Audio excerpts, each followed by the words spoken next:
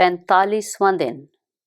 पुराने अहदनामा में से आज की तलावत खरूज की किताब, उसका 15वां बाब, पहली आयत से लेकर 16वें बाब की 36वीं आयत तक। तब मूसा और बनी इसराइल ने खुदावंद के लिए ये गीत गाया और यूं कहने लगे, मैं खुदावंद की सना गाऊंगा क्योंकि वो जलाल के साथ फतहमंद हुआ। उसने घोड़े को सवार समेत समंदर में डाल दिया। खुदावंद मेरा जोर और राग है, वो ही मेरी निजात भी ठहरा। वो मेरा खुदा है, मैं उसकी बड़ाई करूंगा। वो मेरे बाप का खुदा है, मैं उसकी बुजुर्गी करूंगा। खुदावंद साहब जंग है, यहोवा उसका नाम है। फिरौन के रथों और लश्कर को उसने समुंदर में डाल दिया और उसके चीदा सरदार बहरे कुलज़म में गरक हुए। गहरे पानी ने उनको छुपा लिया, वो पत्थर की मानद तह में चले गए। ऐ खुदावंद, तेरा दाहिना हाथ कुदरत के सबब से जलाली है। ऐ खुदावंद, तेरा दाहिना हाथ दुश्मन को चकनाचूर कर देता है। तू अपनी अजमत के जोर से अपने मुखालिफों को तहबाला करता है। तू अपना कहर भेजता है और वो उनको खूंटी की मानद भस्म कर डालता है। तेरे नथनों के दम से पानी का ढेर लग गया, सैलाब तूदे की तरह सीधे खड़े हो गए और गहरा पानी समंदर के बीच में जम गया। दुश्मन ने तो ये कहा था, मैं पीछा करूंगा, मैं जा पकड़ूंगा, मैं लूट का माल तकसीम करूंगा। उनकी तबाही से मेरा कलेजा ठंडा होगा। मैं अपनी तलवार खींचकर अपने ही हाथ से उनको हलाक करूंगा। तूने अपनी आंधी की फूंक मारी तो समंदर ने उनको छुपा लिया। वह जोर के पानी में शीशे की तरह डूब गए। माबूदों में आए खुदावंद, तेरी मानद कौन है? कौन है जो तेरी मानद अपने तकद्दस के बायस जला ली और अपनी मदा के सबब से रोब वाला और साहिब करामात है। तूने अपना दाहिना हाथ बढ़ाया तो जमीन उनको निकल गई। अपनी रहमत से तूने उन लोगों की जिनको तूने खलासी बख्शी रहनुमाई की, और अपने जोर से तो उनको अपने मुकद्दस मकान को ले चला है। कौमें सुनकर थर्रा गई हैं और फलस्तीन के बाशिंदों की जान पर आ बनी है। अदूम के रईस हैरान हैं, मवाब के पहलवानों को कपकपी लग गई है। कनान के सब बाशिंदों के दिल पिघले जाते हैं, खौफ व हरास उन पर तारी है। तेरे बाजू की अजमत के सबब से वो पत्थर की तरह बेहिस और हरकत हैं। जब तक आए खुदावंद तेरे लोग निकल न जाएं, जब तक तेरे लोग जिनको तूने खरीदा है पार ना हो जाएं, तो उनको वहां ले जाकर अपनी मिरास के पहाड़ पर दरख्त की तरह लगाएगा। तो उनको उसी जगह ले जाएगा जिसे तूने अपनी सुकूनत के लिए बनाया है। ऐ खुदावंद, वो तेरी चाय मुकद्दस है जिसे तेरे हाथों ने कायम किया है। खुदावंद अब्दुल्लाबाद सल्तनत करेगा। इस गीत का सबब ये था कि फिरौन के सवार घोड़ों और रथों समेत समंदर में गए और खुदावंद समंदर के पानी को उन पर लौटा लाया।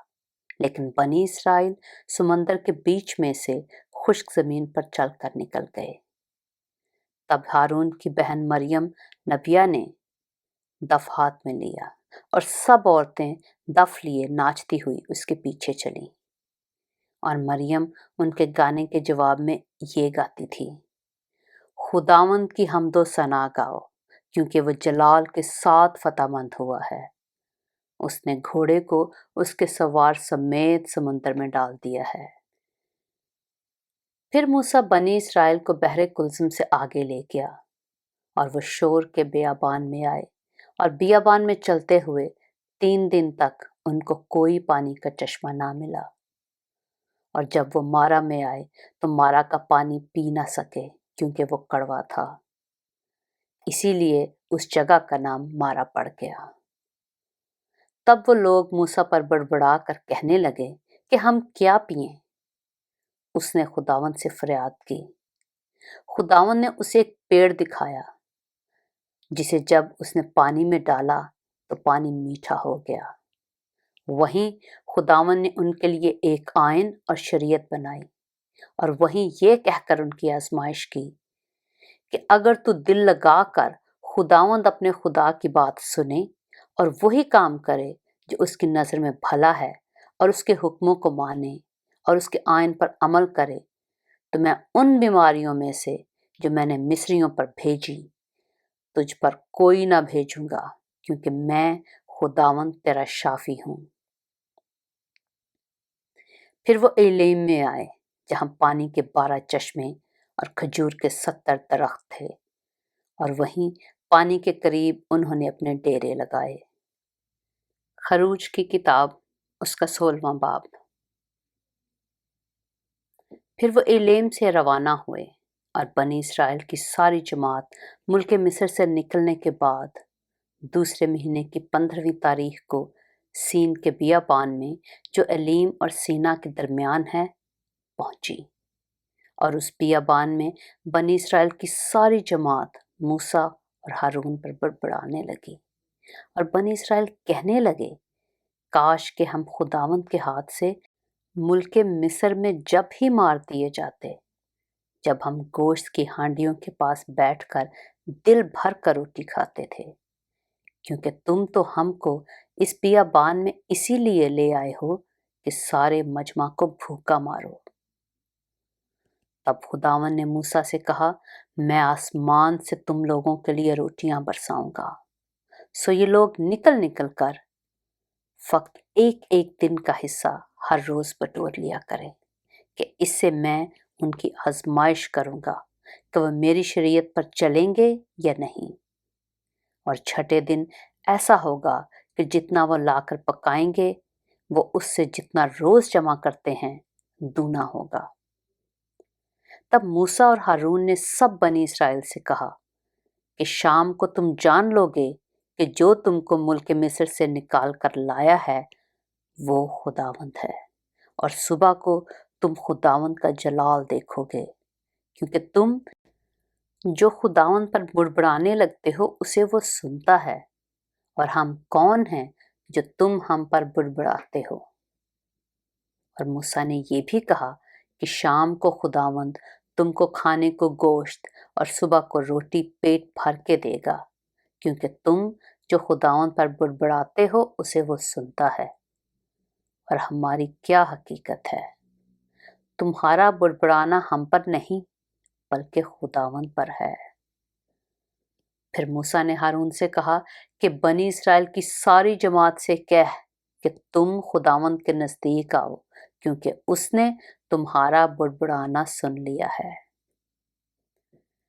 اور جب ہارون بنی اسرائیل کی جماعت سے یہ باتیں کہہ رہا تھا تو اس نے بیابان کی طرف نظر کی، اور ان کو خداوند کا جلال بادل میں دکھائی دیا۔ اور خداوند نے موسیٰ سے کہا، میں نے بنی اسرائیل کا بڑبڑانا سن لیا ہے، سو تو ان سے کہہ دے کہ شام کو تم گوشت کھاؤ گے اور صبح کو تم روٹی سے سیر ہوگے، اور تم جان لو گے کہ میں خداوند تمہارا خدا ہوں۔ اور یوں ہوا کہ شام کو اتنی بٹیریں آئیں کہ ان کی خیمہ گاہ کو ڈھانک لیا، اور صبح کو خیمہ گاہ کے آس پاس اوس پڑی ہوئی تھی۔ اور جب وہ اوس جو پڑی تھی سوکھ گئی تو کیا دیکھتے ہیں کہ بیابان میں ایک چھوٹی چھوٹی گول گول چیز، ایسی چھوٹی جیسے پالے کے دانے ہوتے ہیں، زمین پر پڑی ہے۔ بنی اسرائیل اسے دیکھ کر آپس میں کہنے لگے من، کیونکہ وہ نہیں جانتے تھے کہ وہ کیا ہے۔ تب موسیٰ نے ان سے کہا، یہ وہی روٹی ہے جو خداوند نے کھانے کو تم کو دی ہے، سو خداوند کا حکم یہ ہے کہ تم اسے اپنے اپنے کھانے کی مقدار کے موافق، یعنی اپنے اپنے آدمیوں کے شمار کے مطابق فی کس 1 اومر جمع کرنا، اور ہر شخص اتنے ہی آدمیوں کے لیے جمع کرے جتنے اس کے ڈیرے میں ہوں۔ चुनाचे बनी इसराइल ने ऐसा ही किया और किसी ने ज्यादा और किसी ने कम जमा किया। और जब उन्होंने उसे ओमर से नापा तो जिसने ज्यादा जमा किया था कुछ ज्यादा ना पाया, और उसका जिसने कम जमा किया था कम ना हुआ। उनमें से हर एक ने अपने खाने की मिकदार के मुताबिक जमा किया था। और मूसा ने उनसे कह दिया था कि कोई उसमें से कुछ सुबह तक बाकी ना छोड़े। तो भी उन्होंने मूसा की बात ना मानी, बल्कि बाजों ने सुबह तक कुछ रहने दिया, सो उसमें कीड़े पड़ गए और वह सड़ गया।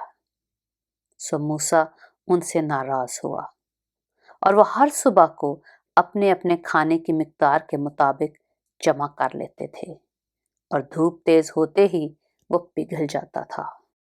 और छठे दिन ऐसा हुआ कि जितनी रोटी वो रोज जमा करते थे उससे दूनी जमा की, यानी फेकस 2 ओमर। और जमात के सब सरदारों ने आकर ये मूसा को बताया। उसने उनको कहा कि खुदावंद का हुक्म ये है कि कल खास आराम का दिन, यानी खुदावंद का मुकद्दस सब्बत है। जो तुमको पकाना हो पका लो, और जो उबालना हो उबाल लो, और वो जो बच रहे उसे अपने लिए सुबह तक महफूज रखो।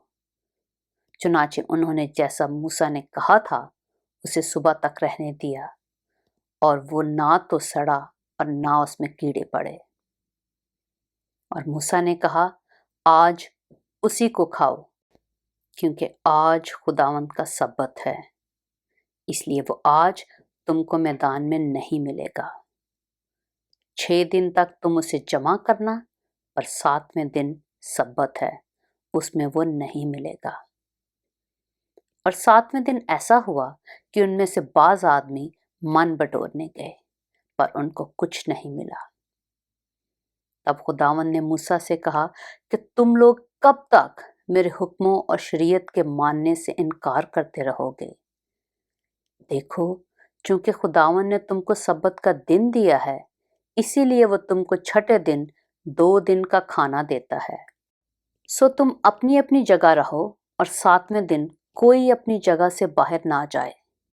चुनाचे लोगों ने 7वें दिन आराम किया, और बनी इसराइल ने उसका नाम मन रखा, और वह धनिये के बीज की तरह सफ़ेद, और उसका मज़ा शहद के बने हुए पुए की तरह था।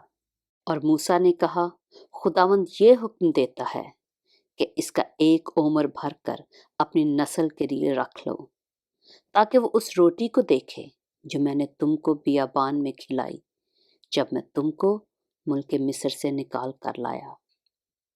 और मूसा ने हारून से कहा, एक मर्तबान ले और 1 ओमर मन उसमें भर कर उसे खुदावंद के आगे रख दे, ताकि वो तुम्हारी नस्ल के लिए रखा रहे।